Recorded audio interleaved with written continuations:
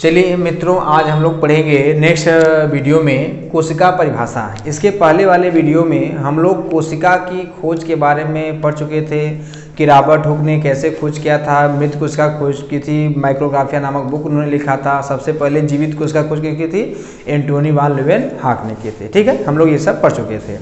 आज हम लोग पढ़ने जा रहे हैं सेल थ्योरी यानी कोशिका की परिभाषा। ठीक है, कि कोशिका क्या है, इसको कैसे परिभाषित किया गया। तो देखिए, कोशिका की परिभाषा देने वाले दो साइंटिस्ट थे। एक साइंटिस्ट थे स्लाइडेन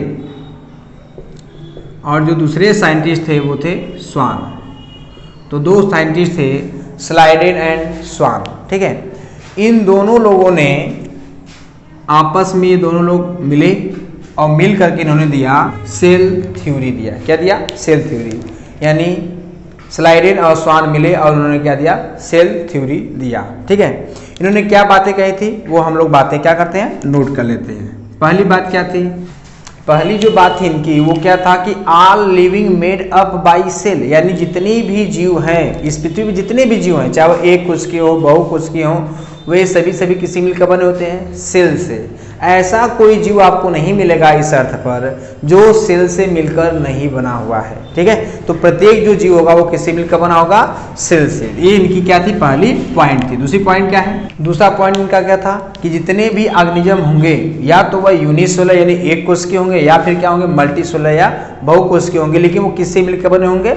सेल से मिलकर बने होंगे। ये इनकी दूसरी पॉइंट है। तीसरी पॉइंट क्या थी? तीसरा जो पॉइंट था उसमें क्या था कि जो cell live in environment independently, मतलब कोई भी जो कोशिका होगी वह वातावरण में इंडिपेंडेंटली रूप से, स्वतंत्र रूप से, फ्रीली रूप से वो क्या कर सकती है? रह सकती है। जैसे मान लीजिए कोई बैक्टीरिया है, ठीक है, वह बैक्टीरिया का सेल अपने आप से इन्वायरमेंट में आराम से न्यूट्रिशन करता है, रिस्पायरेशन करता है, एक्सक्रीशन करता है, रिप्रोडक्शन करता है, अपने स्वतंत्र रूप से रहता है। क्या वह किसी दूसरे के ऊपर डिपेंडेंट है? नहीं। अर्थात कोई भी जो सेल होगा वह आराम से इन्वायरमेंट में अकेले रह सकता है, चाहे वह पैरामीशियम हो, चाहे बैक्टीरिया हो, चाहे आपका कोई यूग्लिना हो, कोई भी एनी यूनिसेलुलर ऑर्गेनिज्म या कोई भी एक सेल। देखो, एक जो जिसको हम लोग कहते हैं यूनिसेलुलर ऑर्गेनिज्म, वह यूनिसेलुलर ऑर्गेनिज्म ही क्या है? वह यूनिसेलुलर ऑर्गेनिज्म ही क्या है बताइए? वो सेल है। वह सेल से ही मिल पा, तो वही क्या है? सेल है। इसके बाद इन्होंने अगला पॉइंट कहा कि अगला पॉइंट क्या था कि इन्होंने कहा कि all new cell arise from parent cell by nucleus budding. यानी इनके कहने का मतलब था कि जो आपके न्यू सेल बनते हैं वह पेरेंट सेल के न्यूक्लियस के बडिंग के थ्रू होकर आते हैं। अर्थात ये रहा सेल, ये रहा इसका न्यूक्लियस, और जब किसी नए जीव का निर्माण होगा तो पहले इस न्यूक्लियस में एक बड बनेगा, एक छोटा सा बड बनेगा, और यह न्यूक्लियस अलग होकर एक नए सेल का फॉर्मेशन करेगा।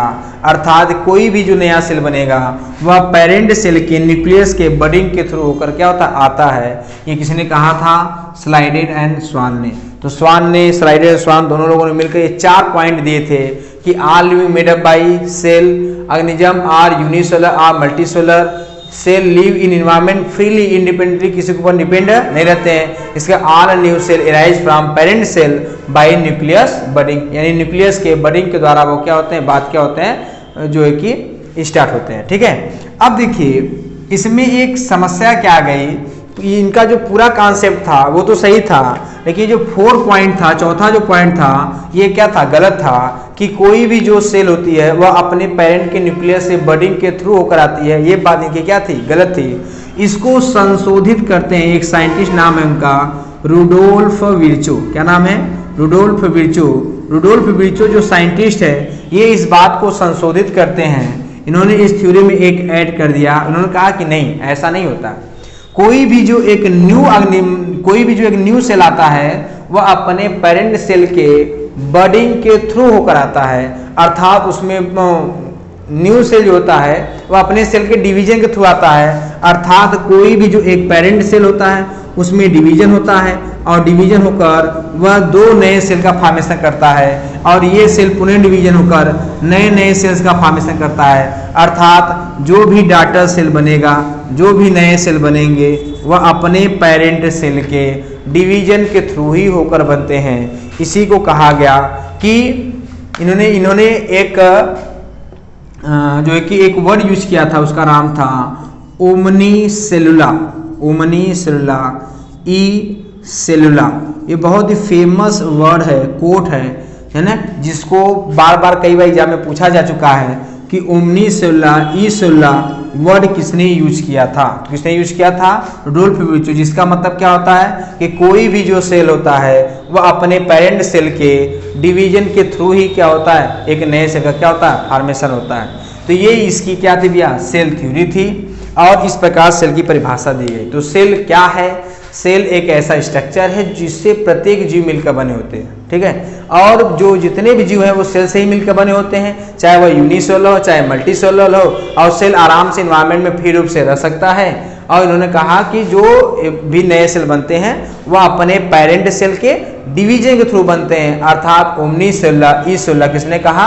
रुडोल्फ विर्चो ने कहा, ठीक है। आगे देखिए, एक वर्ड और हम इसमें यूज करना चाहते हैं कि सेल को कहा जाता है सेल इज मॉलिक्यूलर फैक्ट्री। क्या है? सेल क्या है? मॉलिक्यूलर फैक्ट्री कहा जाता है। एक नया वर्ड है जिसको आप लोग ध्यान दे सकते हैं कि सेल क्या है? Cell is a molecular factory, मतलब जो सेल है वो एक मॉलिक्यूल से मिलकर नहीं बना है, सेल बहुत सारे मॉलिक्यूल से मिलकर बना है और उस सेल में नए नए बहुत सारे विभिन्न प्रकार के मॉलिक्यूल्स बनते रहते हैं, चाहे वो प्रोटीन हो, चाहे कार्बोहाइड्रेट हो, चाहे विटामिन हो, चाहे आप एंजाइम से ले लीजिए, कुछ भी हो। जो सेल है वह मॉलिक्यूलर फैक्ट्री है, ये बहुत सारे सेल मतलब कि मटेरियल को बनाता है, मॉलिक्यूल्स को बनाता है, और जो सेल है वो खुद बहुत सारे मॉलिक्यूल से क्या होता है, मिलकर बना होता है। तो ये हो गया भैया आपका सेल थ्योरी। इसके आगे वाले लेक्चर में हम लोग आगे सेल का स्ट्रक्चर या टाइप के बारे में हम लोग क्या करेंगे, स्टडी।